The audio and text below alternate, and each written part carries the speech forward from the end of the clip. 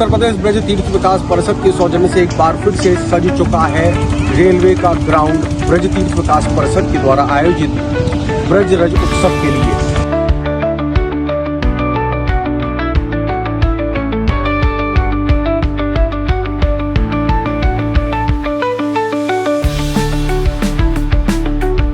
छब्बीस अक्टूबर से 5 नवंबर तक आयोजित होने वाले इस विशेष आकर्षक और बेहतरीन कार्यक्रमों के लिए मथुरावासी भी तैयार हैं और एक बार फिर से बेहतरीन इस पूरे प्रांगण को सजाया गया है, दुल्हन की तरह से आकर्षक स्वरूप प्रदान किया गया है। आप देख सकते हैं अपनी स्क्रीन पर के पीछे ये स्क्रीन है जहां पर आयोजित होंगे कार्यक्रम 26 अक्टूबर से 5 नवंबर तक।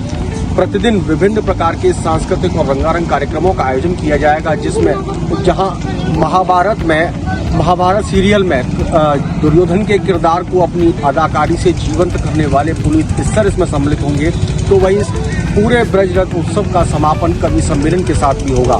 इसके अलावा इसमें प्रतिदिन बहुत बेहतरीन कलाकारों को आमंत्रित किया गया है जो यहाँ पर आकर के मथुरा वासियों का मनोरंजन करेंगे। उत्तर प्रदेश ब्रज तीर्थ विकास परिषद के द्वारा इस पूरे कार्यक्रम का आयोजन कराया जाता है। हर साल इसका आयोजन इस समय दीपावली के बाद होता है और इस बार फिर से 26 अक्टूबर से 5 नवंबर तक इस बृहद कार्यक्रम का आयोजन किया जाना है। इसकी तैयारियां लगभग अब अपने समापन की ओर है, पूर्ण होती चली जा रही है। चारों ओर इस तरीके से आप देख सकते हैं कि दुकानों को सजाया गया है।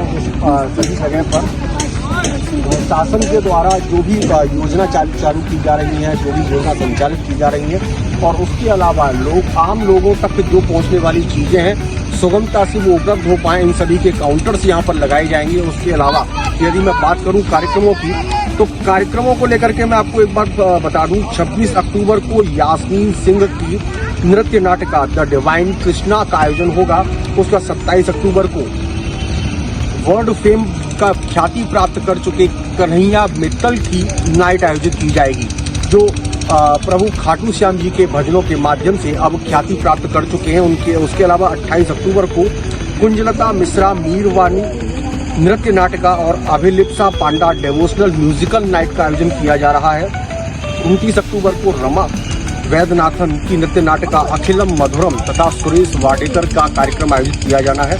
30 अक्टूबर को महाभारत फेम पुनीत इस्सर और सिद्धार्थ इस्सर की महानाट्य जय श्री कृष्णा गीता सार का आयोजन होना है। वो अपनी अदाकारी से और अपनी कलाकारी से जीवंत अभिनय करते हुए मथुरा वासियों का और यहाँ आने वाले लोगों का मनोरंजन करेंगे।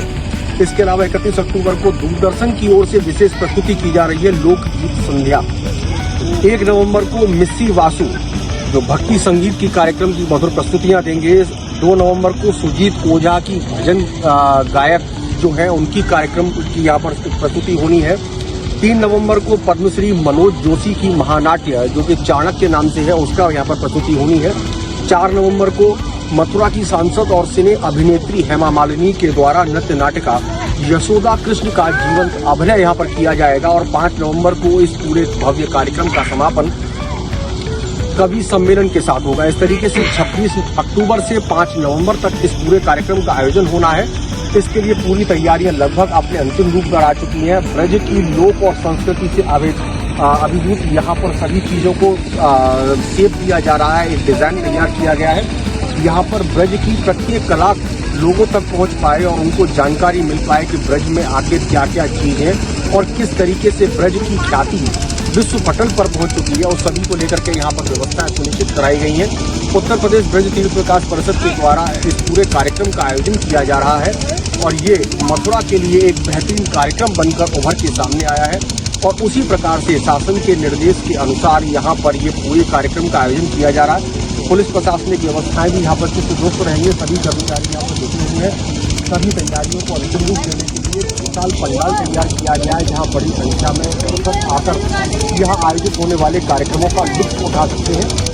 इसके अलावा यहाँ पर हर एक व्यवस्था सुनिश्चित कराई जाए, इसका पूरा ध्यान रखा गया है। खान पान पेयजल सहित यहाँ पर बच्चों के मनोरंजन के लिए झूले इत्यादि भी तैयार करवाए गए हैं। झूले भी यहाँ पर लगाए जा रहे हैं, वो भी लगभग हम अंतिम पड़ाव पर पहुँच चुके हैं। सजावट हो चुकी है, तैयार किया जा रहा है उनको। बच्चों के मनोरंजन के लिए, लोगों के मनोरंजन के लिए तमाम स्टॉल्स यहाँ पर लगाई जानी है। पूरी तरीके से यहाँ पर नगर निगम के द्वारा और उस तरीके से पूरे मैदान को सपाट स्थिति दी जा रही है, समतल बनाया जा रहा है और इसके साथ ही यहाँ पर सुरक्षा व्यवस्था की भी चाक चौबंद व्यवस्थाएं की जा रही हैं। और तो वहीं पर साजू सज्जा की भी तमाम व्यवस्थाएं यहाँ पर सुनिश्चित हो चुकी हैं। लगातार अधिकारी भी इसे दिशा निर्देश देते हुए यहाँ का निरीक्षण करके इन सभी व्यवस्थाओं को अंतिम रूप दे रहे हैं। जो भी कमियां हैं उन्हें दुरुस्त कराए जाने के निर्देश जारी कर दिए गए हैं। अब 26 तारीख से ब्रज रज उत्सव लोगों का स्वागत करने के लिए तैयार है और इसमें एक बार आप भी यदि अभी तक इस कार्यक्रम में आप अभी तक नहीं आ पाए हैं तो इस बार एक बार आप जरूर आइए और इस कार्यक्रम का लुत्फ उठाइए।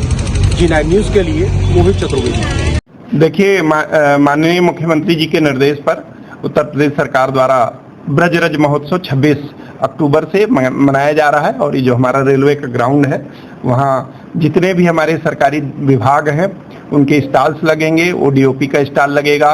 जो ब्रज तीर्थ विकास परिषद ने पूरे मथुरा के विकास में, वृंदावन के विकास में जो एक्टिविटीज की हैं, जो निर्माण कार्य कराए हैं और जो यहाँ के सभ्यता, संस्कृति और कला को बढ़ाने के लिए जितने जितने भी कार्य किए गए हैं उनका भी प्रदर्शन किया जाएगा। इसके अलावा जो पूरे देश में ख्याति लब्ध कलाकार हैं उनका भी कल्चरल प्रोग्राम्स भी आयोजित किए जाएंगे। उद्देश्य ये है कि जो भी हमारे ब्रज में या मथुरा या वृंदावन में लोग दर्शन करने आते हैं और वो इस महोत्सव के माध्यम से यहाँ की सभ्यता से, यहाँ की कल्चर से परिचित हों और यहाँ का जो अनूठी परंपरा है उसका भी वो रसपान करें और जब यहाँ से वापस जाएं तो उनको एक सुखद अनुभूति हो और ये लोगों में मतलब जो हमारा एक तरीके से पर्यटन है उसका भी बढ़ावा हो, लोगों को वैकल्पिक रोजगार भी मिले और जो हमारे मंदिर हैं, जो हमारे देवालय हैं उनका भी लोग दर्शन करें और भगवान का आनंद प्राप्ति करें। जिसमें लॉ एंड ऑर्डर एवं अन्य डिपार्टमेंटल कोऑर्डिनेशन के संबंध में बैठक जिलाधिकारी महोदय की अध्यक्षता में हुई और उसमें शांति व्यवस्था, पार्किंग, भीड़ मैनेजमेंट, सारी चीज़ों पर चर्चा है। इसमें सर कुछ खास रहेगा? ब्रज महोत्सव 26 अक्टूबर से प्रारंभ होगा, यानी 26 अक्टूबर को इसका इनाग्रेशन होगा और 5 नवंबर को इसका समापन होगा। जैसा कि ट्रेडिशन है, समापन इसका कवि सम्मेलन से होता है और इस बार जो इनाग्रेशन का कार्यक्रम होगा वो क्लासिकल डांस से हम लोग प्रारंभ करेंगे। इसके अलावा इसमें कन्हैया मित्तल का एक भजन संध्या और रमा वैद्यनाथन का नृत्य नाटक है। पुनीत तिस्सर का नाम आप लोगों ने सुना होगा, उनका महाभारत कहानी पर बेस्ड जय श्री कृष्ण गीता सार के नाट्य प्रस्तुति है, महानाट्य है। और एक 31 तारीख को एक लॉन्चिंग है दूरदर्शन का AI बेस्ड महाभारत का प्रीमियर शो, वो 31 तारीख को शाम को किया जाएगा। अभी एक दिन का प्रोग्राम अभी तय किया जाना शेष है। 2 तारीख को, 2 नवंबर को हिस्टोरिकल एम्पायर्स ऑफ इंडिया की नृत्य नाटिका है, बेसिकली क्लासिक बेस होगा। और 3 नवंबर को चाणक्य महानाट्य है, काफ़ी चर्चित महानाट्य है मनोज जोशी का।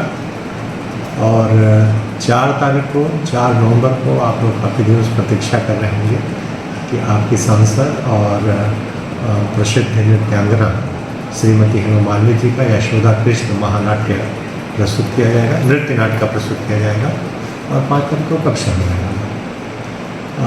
योजना इस तरह बनाई गई है कि जो बड़े प्रोग्राम हैं ये सब सामान्यतः 7 से 10 के बीच होंगे और इसके पहले स्थानीय कलाकारों की प्रस्तुतियाँ होंगी और उसके पहले विभागीय गोष्ठियाँ, संगोष्ठियाँ, सम्मान समारोह इत्यादि ये सब किए जाएंगे।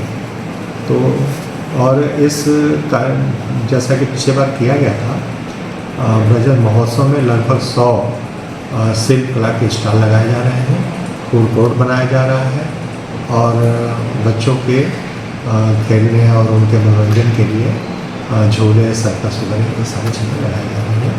तो एक उत्सव का माहौल बना रहेगा और हमने कोशिश की है कि जो प्रोग्राम रखे जाएँ